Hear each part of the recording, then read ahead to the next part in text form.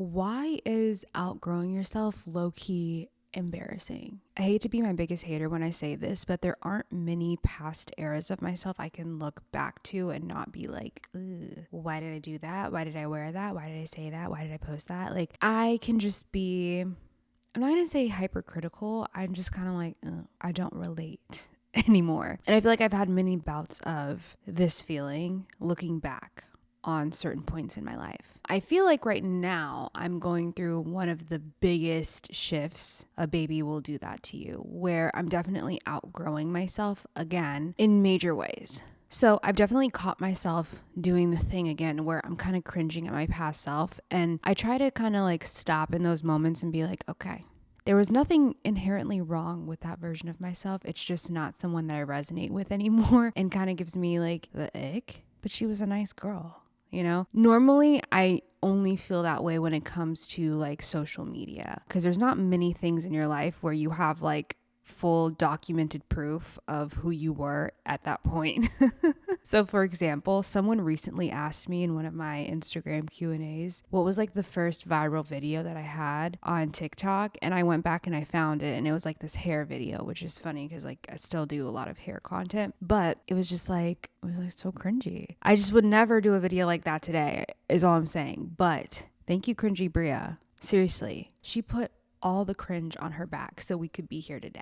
So we love that bitch, okay? Here's the thing. Two things can exist, right? You can look back on points of who you were in your life and you can feel like icky about it, but don't be a hater, right? You don't have to be a hater. And that's the thing. I would never hate on past Bria because I know where her mind was. And she was a killer. She was a shark. I think I'm so much softer than that version because, again, there are things that I just would not post today that cringy past Bria would never flinch or hesitate at. You could not shake that bitch, okay? Comments would not get to her. In fact, she would probably be like so excited to get a hate comment. Now, we're just different, okay? So I lovingly look back at who I was in the past, and I can always be grateful for my past versions, because even if I don't agree with them, good or bad choices, I can say it pushed me in the direction that I'm moving in now and who I am today. And that's how you have to look at life. I think that if you are embarrassed by past versions of yourself, it's probably a good sign. It means you're moving in the right direction. You should be outgrowing yourself. You shouldn't agree with everything you did in the past. You should evolve your thought process. You should talk better and differently to yourself, but hopefully you're trending upwards, right? So if that's happening for you and you're looking back and you're like, I can't believe I said that. I can't believe I did that. I can't believe I blah, blah, blah. Just know there has to be a healthy amount of that. And you can't turn into your biggest hater. I think it's easier to look back at yourself more through like the lens of a mentor and be like, oh, that's so cute. Like we don't do that anymore, but I would do this now. Like I look back on the past version of myself and I feel like I am looking at myself through the lens of like a big sister. Like that's so cute, but don't ever do that again. Just like a big sister, like with my little sister, I will absolutely check her if she needs to be checked, but she'll do it right back to me. But you know, like that sisterly vibe of like, I'm going to call you out, but I love you. That's how I look back at myself. So outgrowing myself has been a really weird experience because I've never had it like this, but obviously like becoming a mom has really pushed me into outgrowing myself in a way that I never have. In the past, it's been more incremental. And right now it feels incredibly massive. It feels like overnight, I don't relate to who I was a few months ago, especially a year ago. So yeah, I think it's okay. If you feel a little bit embarrassed about outgrowing yourself, it probably means you're trending in a really good direction, but just keep it cute, right? This holiday season, I want to give a gift to my loved ones that makes them feel special and unique, just like the relationship we share. That's why I'm giving everyone I care about StoryWorth. So here's how it works. Each week, StoryWorth emails your loved ones a thought-provoking question that you get to help pick. Things like, what's the bravest thing you've ever done? What's the furthest you've ever traveled? Or how did you used to get to school every day? StoryWorth makes the writing process a breeze. All your loved ones need to do is respond to that email with a story, long or short, doesn't matter. And then after that year of fun, StoryWorth compiles your loved one's stories and photos into a beautiful keepsake hardcover book that you'll be able to keep and share and revisit for generations to come. I can't wait to start this. I'm going to send it to my siblings and my parents. And now that I'm having a kid of my own, it's really cool to see how they'll be able to keep up with the history of our family. With StoryWorth, I'm giving those I love most a thoughtful, personal gift from the heart and preserving their memories and stories for years to come. Go to storyworth.com/Bria Jones and save $10 on your first purchase. That's storyworth.com/Bria Jones to save $10 on your first purchase. Another thing that's embarrassing about outgrowing yourself is that, like, low key, like on the lowest of low keys, I kind of miss my old self.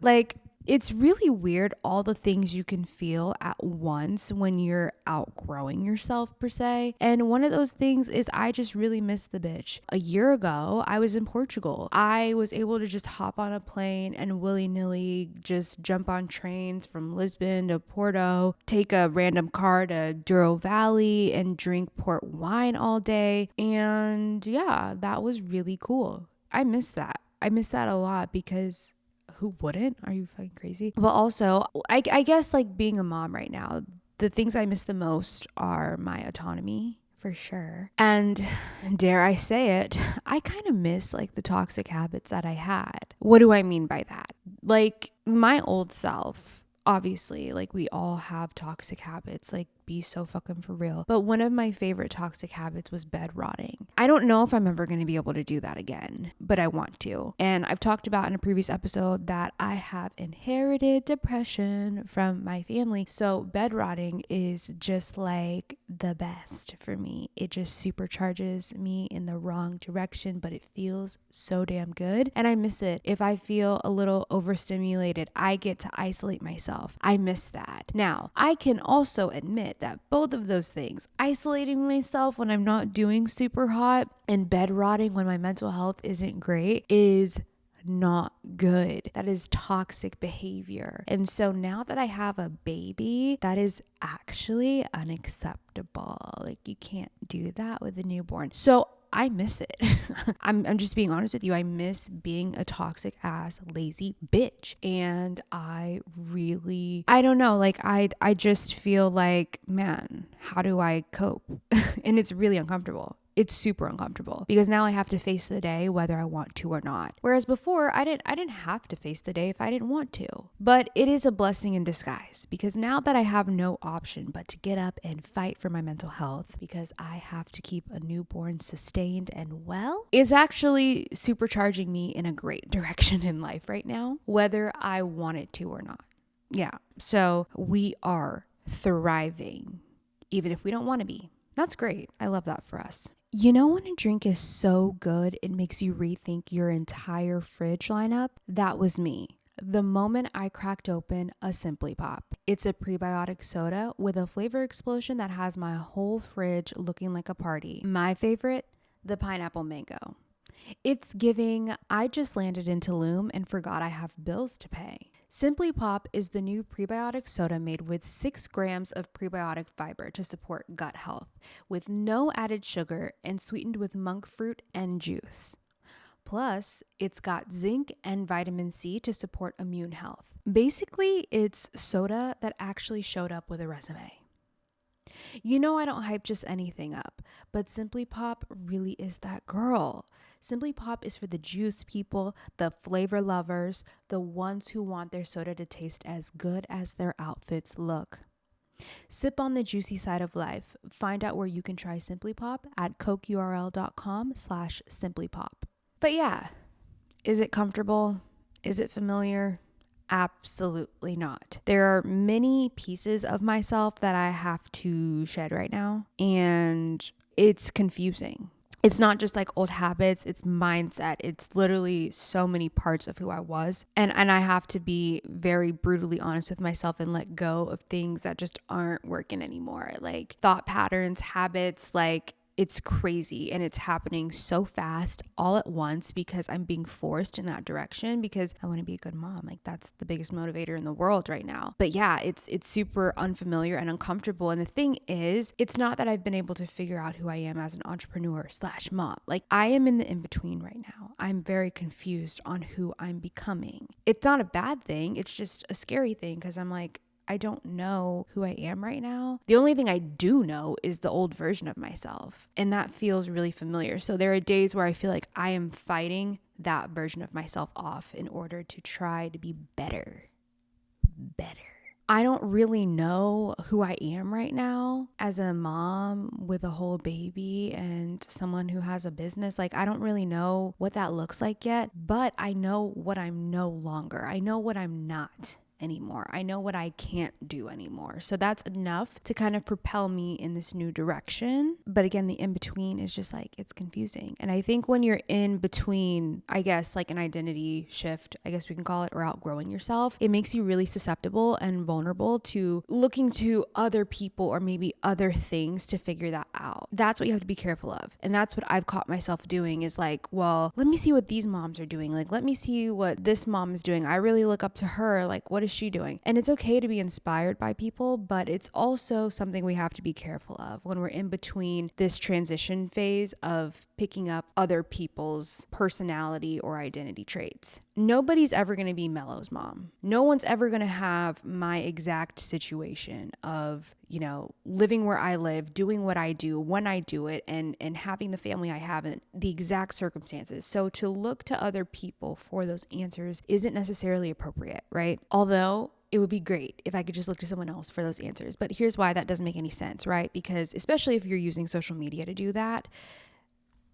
come on now. People put out what they want to put out. We don't know what is fully accurate. And even if they are being transparent, you're still never going to know the whole picture. And you're never going to have all the context you want with someone's life or situation. So that's why you should never compare yourself or try to emulate what someone else is doing. You don't know if they have certain support that they're not disclosing, certain help. Like, you just don't know. We were just talking about an influencer who is not disclosing that they have a night nanny, which goals. So jealous. I don't have that though. So, and I know this because influencers talk behind the scenes, and that's fine. And I love that for her, but I don't have that right now. She is not disclosing that. And that's amazing though, because she deserves to protect her peace. However, if I was looking on the outside at her content, I would be like, damn, she is Superwoman, but she is. It's just Superwoman has help too. So this is why we can't look to other people in the midst of figuring out who we are. You don't know the full picture. You have to figure it out for yourself and just kind of go with the process. As a mom of a little one, let me tell you,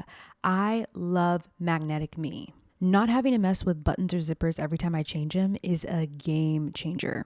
All of Magnetic Me's clothing has magnetic closures that make dressing time quick and easy. You need to try these for your own kids. And they also make great gifts if you have any parents in your life. A few episodes back, you guys know I talked about my birth story and how I had a C-section. With that came a very intense recovery. And I cannot tell you how much I have loved my own personal Magnetic Me pajamas because the fabric is so buttery soft and it's just easy to snap open and close while I'm feeding my baby. Genuinely a fan, and it's made postpartum so much easier. I also love that I can dress my baby in Magnetic Me because I can tell you how many times I got to change this guy, okay?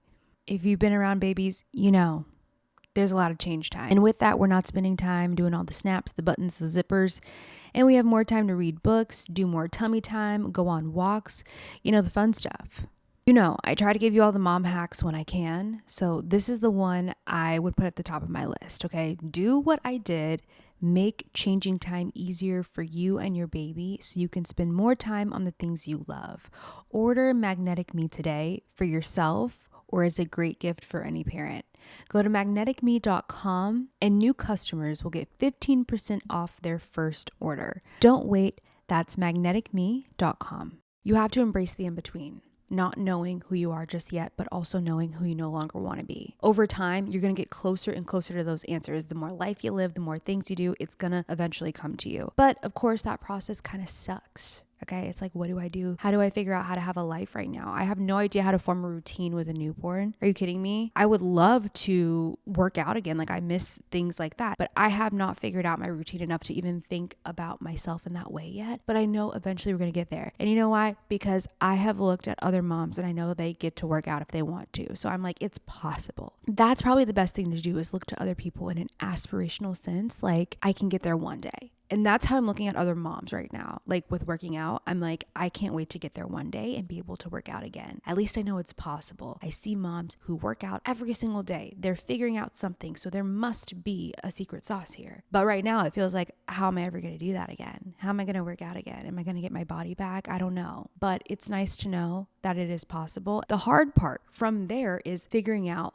what's going to work for me. Yes, I will get those workouts back again for my mental sanity and also because I want to get snatched a little bit again. But I have to figure out what works for Bria, not go off of what everyone else is doing. Okay. But it's okay to take suggestions. You know, outgrowing yourself can feel like killing off that really likable character in a sitcom because obviously like that likable character is you. Like you have a bond with your past self. You have familiarity with your past self. It's just comfortable, right? But comfort isn't always enough. You know, a lot of people stay in relationships they shouldn't be in because it's comfortable. Because the thought of trying to figure out a new person or date a new person is so overwhelming and honestly the biggest turnoff ever. I get it, but you kind of have to look at like outgrowing yourself in the same light. Like I would love to stay where I am or was, but at the same time, I know that if I cling to my past self, that I am betraying my future self. On the other side of the growth when you outgrow yourself is something better. When you get used to your new habits, when you get used to your new thought process, you actually end up having a better time. Go figure. Like I told you guys, I miss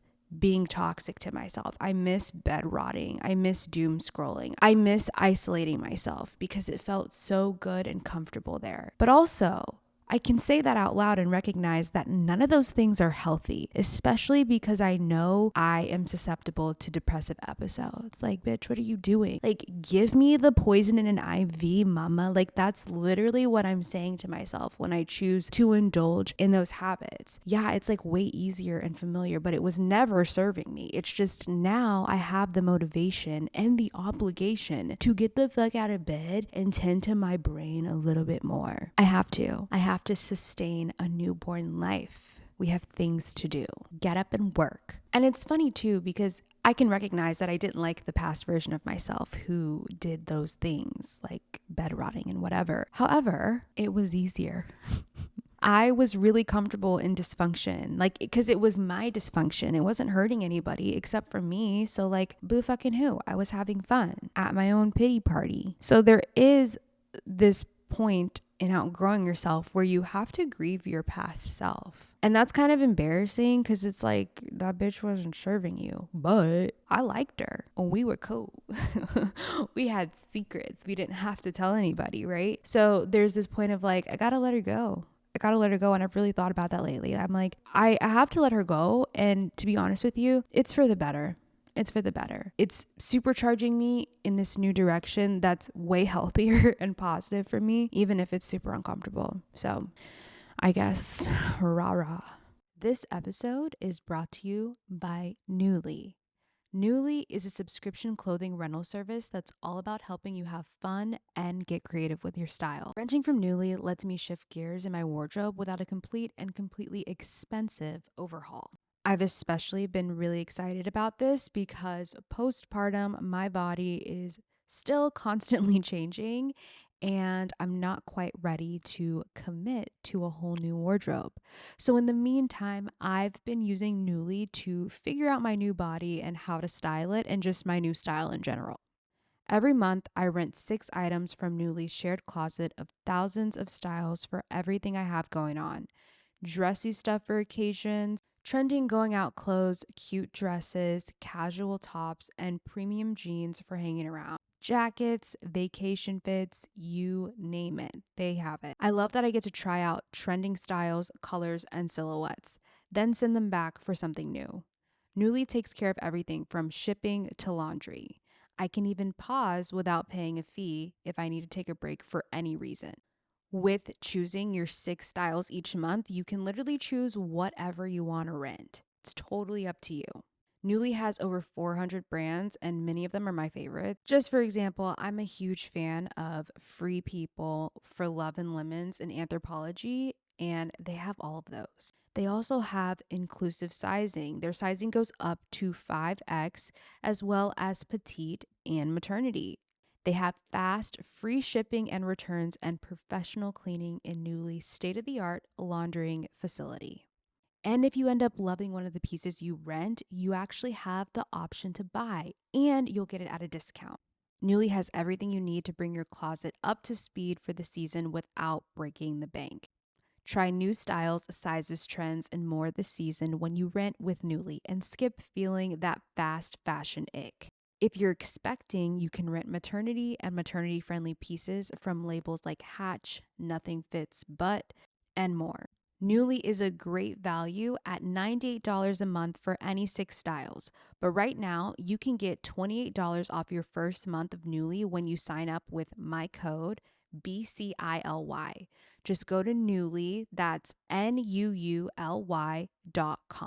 That's Nuuly with 2 U's and enter the code BCILY and sign up to get $28 off your first month. That's NUULY.com.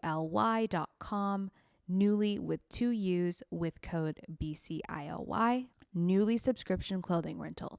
Change your clothes.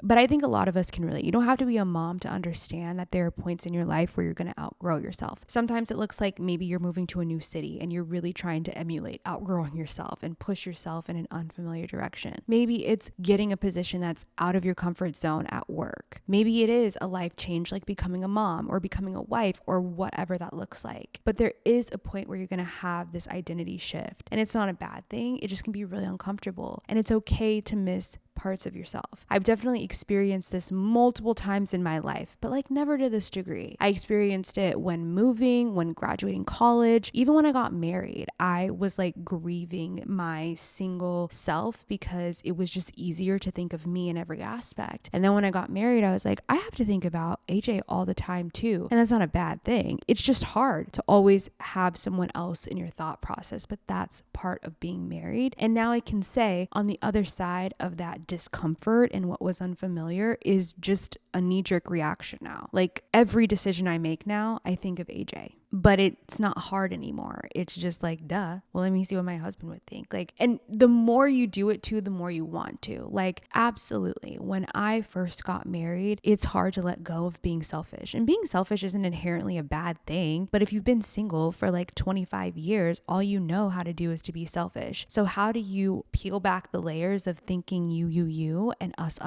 It's hard. And that's okay. That's not a bad thing. But we've been married now since 2021, and now I can say that that is an easy thing for me to do, and it's something that I happily do. So with outgrowing yourself and becoming this new version, I feel like you will become a pro at these things, but you have to sit in the discomfort for a while you are in the middle of outgrowing yourself and changing. And that's where I am now as a new mom, and I have to remind myself, like, this episode is for me because I have to remind myself that this is going to be easy one day.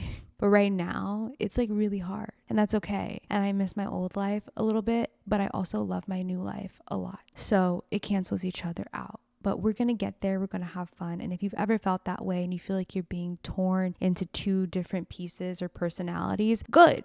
You're evolving. And we love that for you. And growth fucking hurts. But sit in the discomfort. It's going to get easier. Anyways, I'm gonna leave it there. Thank you guys for tuning into this episode. And if you liked it, make sure you subscribe, follow the podcast, and I will see you next week.